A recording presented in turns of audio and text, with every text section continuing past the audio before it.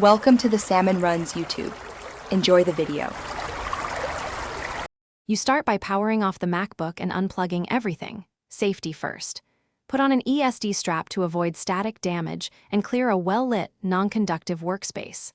Once done, inspect the charger head and MacBook port closely. Look for bent pins, blackening, or debris that could mimic cable failure. If the charger uses a detachable cable, remove it now. If the cable is fixed, prepare screwdrivers and plastic pry tools because you'll need to open the case next. You'll now remove the faulty cable.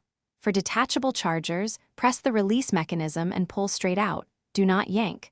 For internal cable replacements, unscrew the back cover, then disconnect the battery to prevent shorts. This is critical. Carefully unplug the cable connector from the logic board using plastic tools to avoid metal contact. Keep each screw and bracket labeled or photographed so you remember their locations. Take your time. Precision here prevents damage to fragile board traces. You install the replacement by seating the connector squarely and confirming pins line up. Misalignment causes no charge or sparks. Reconnect the battery only after the cable is in place.